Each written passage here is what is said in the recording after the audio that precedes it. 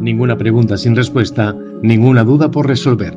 Voces del misterio, encuentros.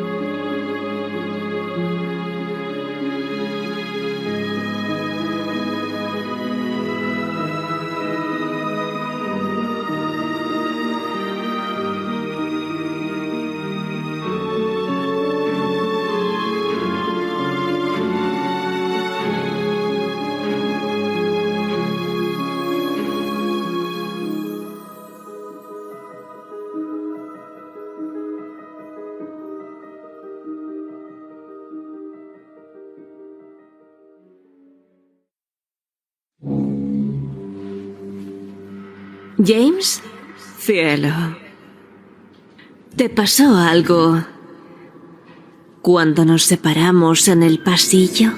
¿Me estás confundiendo con alguien más? Siempre fuiste un despistado. ¿Recuerdas aquella vez en el hotel? ¿Ya me estás grabando otra vez? Vamos. No sé por qué, pero me encanta estar aquí. Es tan relajante.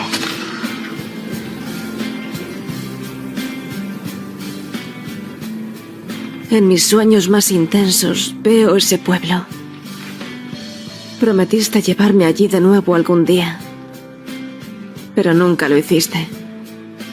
Bueno, estoy sola allí ahora, en nuestro lugar especial. No importa quién soy.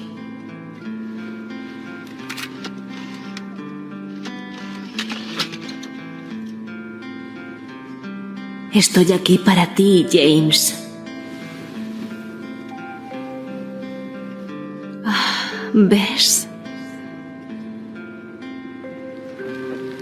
Soy real.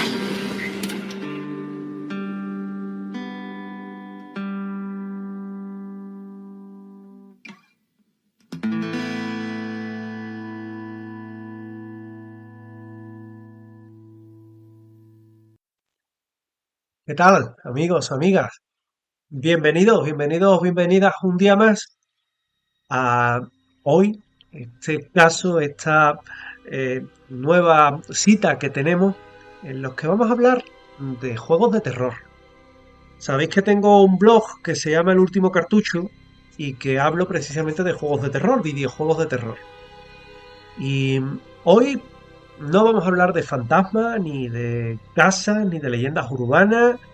Hoy lo que vamos a hablar es del miedo fabricado a propósito, del diseño a través de los videojuegos, de sonido, de fotogramas muy cuidados para que nos aceleren el pulso y para que estemos, bueno, con la videoconsola en el sofá o delante del ordenador jugando y tengamos y muchas veces pasemos miedo. Porque desde los primeros experimentos en 8 bytes, con gráficos mucho más toscos y sonidos metálicos, ya por aquel entonces conseguían erizarle la piel a la gente, hasta las producciones actuales que utilizan inteligencia artificial para que un solo enemigo pueda cazarnos, y el género de terror ha sido uno de los grandes laboratorios de la industria del videojuego. Aquí se ha probado ya casi de todo. El combate desesperado, la huida sin armas, la locura como mecánica de videojuegos, incluso videojuegos que han dado el salto a lo que son o lo que es la gran pantalla. Pero hoy vamos a hablar de todos esos juegos que a vosotros os inquietan, os llaman la atención. Así que vosotros ponéis las preguntas y yo las respuestas. Antonio Reyes Molina, de 52 años, profesor de Instituto de Jerez, que dice: llevo toda la vida jugando y sigo sin entender por qué buscamos pasar miedo de forma voluntaria delante de una pantalla. ¿Qué tiene el videojuego de terror que no tenga el cine? Pues tú te has tenido que criar, como yo, en el Spectrum, en el Astran, en el MSX, hemos visto pasar, bueno, desde la Xbox, la PlayStation. El cine nos sienta en la butaca y nos hace espectadores. El videojuego nos entrega el mando y nos convierte en responsables de nuestra propia supervivencia. Esa diferencia lo cambia todo. Cuando somos nosotros quienes decidimos abrir la puerta, avanzar por el pasillo oscuro o darnos la vuelta y correr, el miedo no deja de ser algo que contemplamos para convertirse en algo que provocamos con nuestras propias decisiones. Por eso el género ha explorado fórmulas que el cine no puede replicar. La tensión de gestionar recursos escasos, la angustia de no saber si el enemigo nos ha visto o no, la culpa de habernos equivocado en el camino. El miedo interactivo es sencillamente más personal, ¿no? Que no se ha puesto a jugar a Resident Evil y ha tenido el miedo de si los zombies van detrás tuya, ¿verdad? Eso es lo que nos da el ser protagonista, activo, no pasivo, como pasa en el cine, pero bueno, el cine de terror a mí me encanta, lo sabéis. Segunda pregunta que nos habla Marina Cepeda Illán, de 29 años, enfermeras en Huelva. Hace poco jugué al remake de Silent Hill 2 y no pude dormir.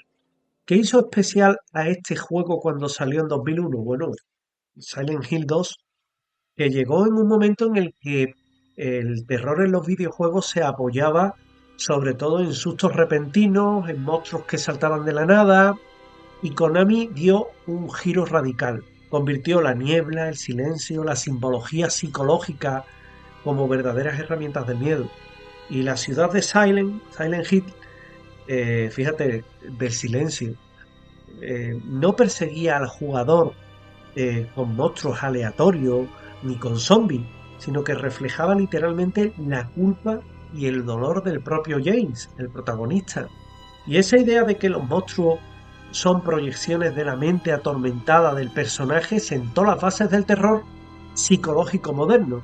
Y por eso, en su reciente remake, ha vuelto a poner el juego de boca en boca, porque realmente es un juego que merece la pena. Da miedo jugar con él, que al fin y al cabo lo que se busca.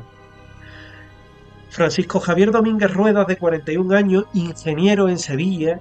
Alien Isolation me pareció un juego más tenso y de los peores que he jugado nunca, a nivel de miedo.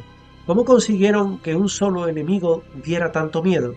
Bueno, porque la clave de Alien Isolation de Creative fue apostar por un único xenomorfo, que es como se le llama, el monstruo, dotado de un sistema de inteligencia artificial que aprendía el comportamiento del jugador a tiempo real, es decir, lo estás enseñando. Por eso hay que ser imprevisible en este juego, pero la imprevisibilidad también mata. Si nos escondíamos siempre en el mismo sitio, la criatura empezaba a revisarla. Si corríamos, aprendía hacia dónde corríamos, a reaccionar ante el ruido. Y esa sensación de estar siendo cazado por algo que piensa, que no simplemente está programado para que se desarrolle en un juego, sino que piensa y que genera una imprevisibilidad genuina, es lo que hacía que el juego diera también su miedo. El resultado es que más de una década después sigue citándose como uno de los sistemas de inteligencia artificial aplicados dentro de un juego de los más logrados. Por lo tanto, es por eso por lo que engancha tanto. Rocío Almagro Pineda, de 34 años, farmacéutica de Badajoz. Con Dead Space siempre me llamó la atención el sonido. ¿Por qué se habla tanto de la ambientación sonora? Bueno, porque Dead Space con la nave USG Ishimura no es solo un escenario, es un personaje más. Todo el diseño sonoro, desde el crujido metálico de los pasillos hasta la respiración entrecortada de Isaac Clarke dentro del traje, está pensado para que el jugador nunca se sienta seguro. Incluso en los momentos de calma, los necromorfos, además, obligaban a desmembrar en lugar de disparar a la cabeza, lo que rompía lo que era el instinto aprendido de otros shooters, que generaba una tensión añadida en el combate. Y esa combinación de sonido envolvente, bueno, si te pones un 5.1, ya rompe el juego y una mecánica de combate que es muy incómoda hizo que Dead Space fuera un referente de lo que es el survival de horror espacial. Por tanto, es uno de los juegos míticos, ¿no? Amnesia de Dark Dexen me traumatizó porque no podía defenderme de nada. ¿Fue una decisión arriesgada quitar el combate? Pregunta Manuel Cortés Herrero, de 38 años, profesor de Córdoba. Bueno, fue de hecho la decisión más arriesgada y a la vez más influyente de Frictional Games, porque en 2010, cuando la mayoría de juegos de terror seguían dando al jugador algún tipo de arma, Amnesia eliminó por completo esa posibilidad. Solo quedaba correr, esconderse, gestionar la cordura del protagonista, el miedo, que se deterioraba cuanto más tiempo pasábamos observando a las criaturas y permaneciendo en la oscuridad.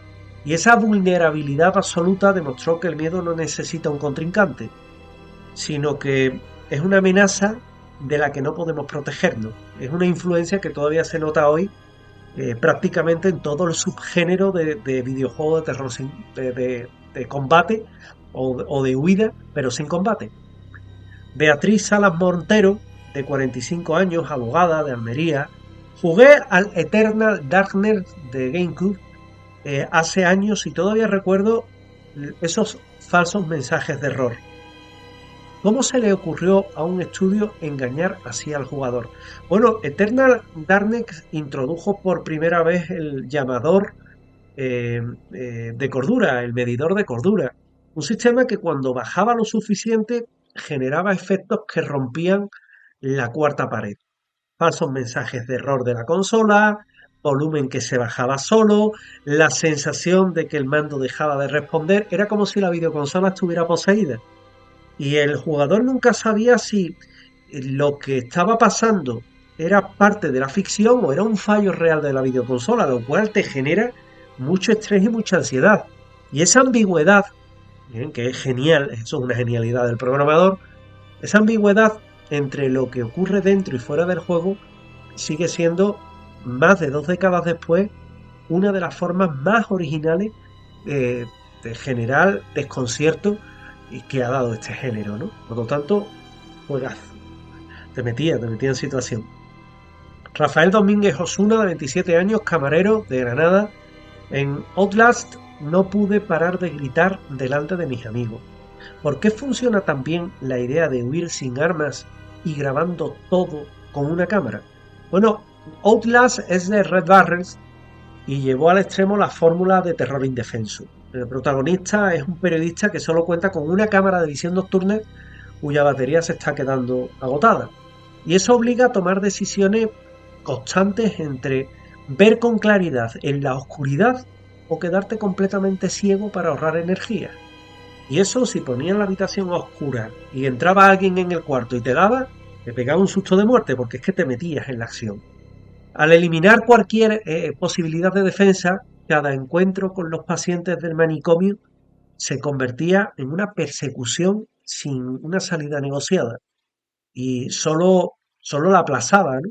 Y ese diseño, que se estrenó en 2013, confirmó que la vulnerabilidad absoluta genera adrenalina y genera más tensión que cualquier arma que se lleve a mano para disparar contra zombies y demás, ¿no? Ocurre igual que en Asylum, ¿no? O igual que en el Hospital Riverview. Viene a ocurrir lo mismo. Elena Vargas Chamorro, de 31 años, diseñadora gráfica de Sevilla, me dice no de videojuegos, pregunta: PT desapareció de las tiendas hace años, pero la gente sigue hablando de ella como si fuera una leyenda. ¿Qué tenía tan especial? Bueno, PT fue firmada por Kojima Production y Konami. Era en realidad la carta de presentación de un Silent Hill que nunca llegó a completarse. La genialidad estaba en la simplicidad. Un único pasillo en el que el jugador lo iba a recorrer una y otra vez, con pequeñas variaciones cada vez más inquietantes, sin explicación alguna de lo que estaba ocurriendo, y esa negativa a explicar nada, unida al uso magistral del sonido y de la iluminación, generó una sensación de amenaza constante con unos recursos mínimos.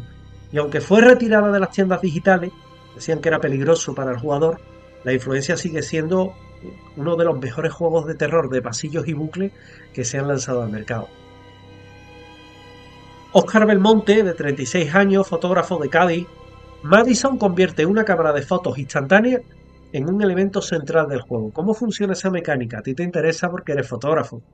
Es un juego genial. En Madison, el estudio Blue Deuce Games hace que la cámara instantánea no sirva para defenderse ni para huir. Solo sirve para revelar cosas que el ojo humano no puede ver directamente. Por ejemplo, mensajes ocultos, presencias invisibles, pistas para resolver puzzles en el juego, y cada fotografía revelada lo que añade es un punto de inquietud, porque obliga al jugador a mirar detenidamente algo que prefería no mirar. Es mirar al miedo por narices. Y esa mezcla de exploración, de puzzle y una atmósfera agobiante aleja el susto fácil, y es lo que le ha valido el reconocimiento entre los aficionados al terror psicológico. Cristina Ortiz, de 48 años, funcionaria de Málaga, que pregunta: en The Evil Within siempre me pareció una vuelta a las raíces del survival de horror clásico. ¿Es así como lo definen los expertos? Efectivamente. The Evil Within, dirigido en 2014 por Shinji Mikami, es el mismo creador, por ejemplo, de la saga Resident Evil, y buscó recuperar el equilibrio entre supervivencia y escasez de recursos mezclado con tensión psicológica, que había definido bastante bien al género en sus primeros años, pero todo ello adaptado a las posibilidades técnicas modernas. Sebastián Castellano se enfrenta a un mundo que se deforma constantemente, mezclando lógica de pesadilla con mecánicas de acción más contemporáneas, y se convirtió así en un puente entre el terror clásico de los 90 y las producciones actuales, que confirmó que era una fórmula que seguía dando mucho que hablar y mucho que ofrecer. David Perea Nogales, de 33 años, biólogo marítimo, pregunta: Soma me dejó pensando durante semanas sobre qué significa ser humano. ¿Es un juego de terror o algo más? Bueno, Soma vuelve a ser de Frictional Games, utiliza el terror como vehículo para plantear preguntas de ciencia ficción que son muy profundas. Está ambientado en una estación submarina donde la mente humana puede transferirse a máquinas, y el juego obliga al jugador a cuestionarse constantemente si la conciencia sobrevive o el proceso simplemente crea una copia. El miedo aquí no viene solo de los monstruos que habitan en las profundidades, sino de la propia incertidumbre filosófica que plantea cada descubrimiento. Por eso, 10 años después de su lanzamiento, en 2015, se sigue citando como uno de los mejores ejemplos, de los más maduros, de terror con trastornos psicológicos, como cuando salió el primer juego de zombies, que así más realistas, ¿no? Que el dilema era si tú dispararías contra una persona. Muchos lo hacían porque lo que tenían enfrente ya no era una persona, era un zombie. Pero sí es verdad que tiene también un debate filosófico. Antonia Ramírez Solano, de 58 años, bibliotecaria de Sevilla. Cuando era joven jugué a un título de NES llamado Sweet Home, que asustaba muchísimo para lo sencillito que era gráficamente. ¿Qué importancia tuvo aquel juego? Bueno, Sweet Home fue lanzado por Capcom en el año 1989, yo lo tuve, y bueno, de hecho lo tengo todavía. Yo tengo mi Astran con todos los juegos, y tengo emuladores. Era de Famicom, una marca japonesa, y era una de las piezas más importantes de los juegos de terror de 8 bytes, porque aunque muchos jugadores no lo conocieran en su momento, un grupo de personajes lo que hacía era que exploraba una mansión maldita, gestionando todo un inventario limitado y arriesgándose a perder a un compañero si moría en combate, ¿no? Es que te exponías a perderlo. Y esa combinación de exploración, de gestión de recursos, de consecuencias, influyó en luego Resident Evil, pero por contra en 8 bytes, ¿no? Es decir, el juego Sweet Home. Con lo cual puede considerarse como el antecesor de los videojuegos de Resident Evil. Fíjate la importancia que tiene. Carlos Espejo, de 44 años, mecánico de Córdoba. De pequeño jugaba a Splatterhouse en los recreativos y me parecía una barbaridad de violento para la época. ¿Cómo se recuerda ese juego hoy? Bueno, Splatterhouse era de Namco, llegó a las recreativas en 1988 con una estética directamente inspirada en el gore de serie B, algo que era muy poco habitual en una industria que todavía se dirigía al público infantil, y su protagonista Rick se enfundaba una máscara maldita que le otorgaba una fuerza sobrenatural a cambio de convertirlo en un instrumento de violencia extrema contra monstruos que estaban inspirados en el género de terror clásico de cine. Y fue de los primeros títulos en generar polémica por su contenido violento explícito y por el terror explícito, y como pionero es considerado por demostrar que un videojuego podía dirigirse también a un público adulto. Es un juego muy importante.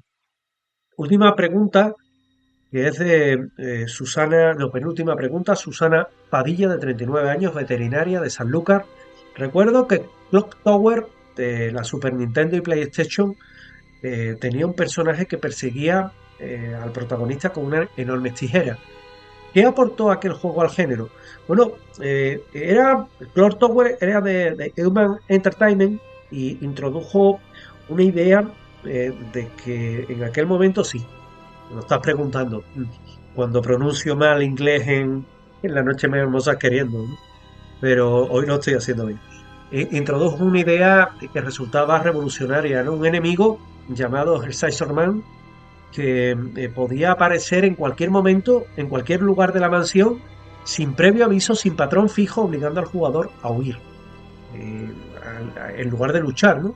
Y además el juego contaba con múltiples finales según las decisiones que se tomaban a lo largo del mismo, que eso era muy poco habitual. Era multifinal. Esa combinación de persecución impredecible y falta total de opciones de combate lo convirtió en un referente que después inspiraría juegos como por ejemplo Amnesia, Outlast, en lo que es el mobbing que tiene el juego, ¿verdad? Bueno, hay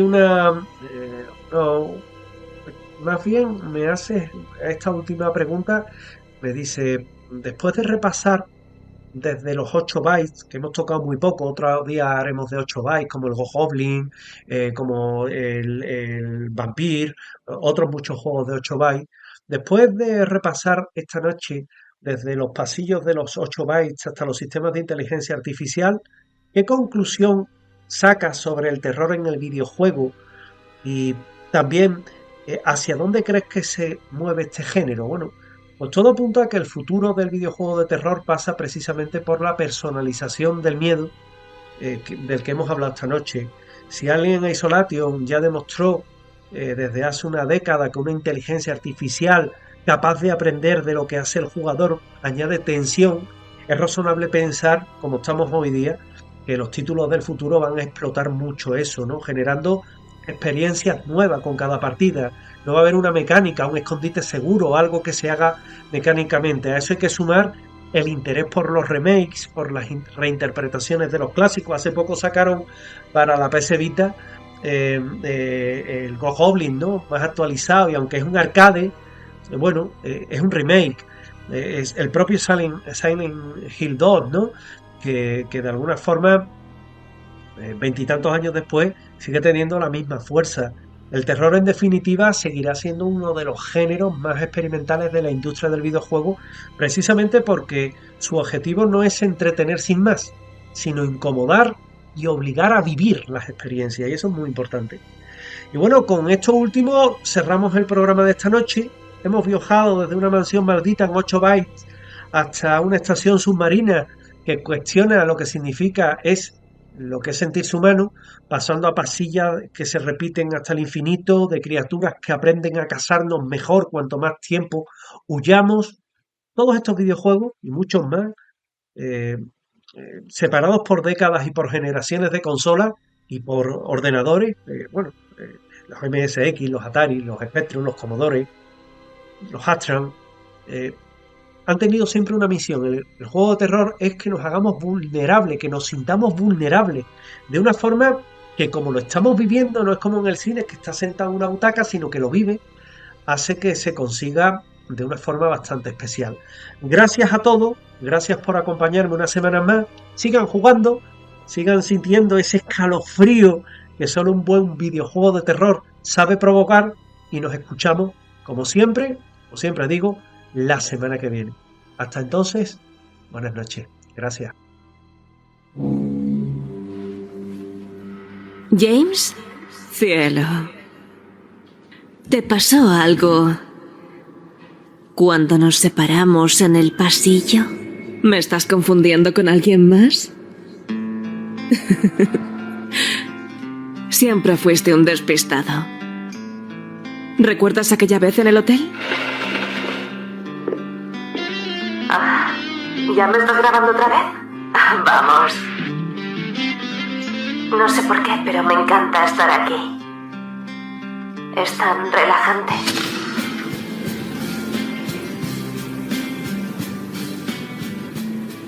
En mis sueños más intensos veo ese pueblo. Prometiste llevarme allí de nuevo algún día, pero nunca lo hiciste. Bueno, estoy sola allí ahora, en nuestro lugar especial. No importa quién soy.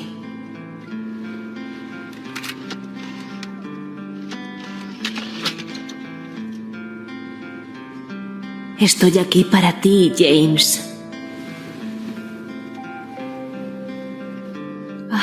¿Ves? Soy real.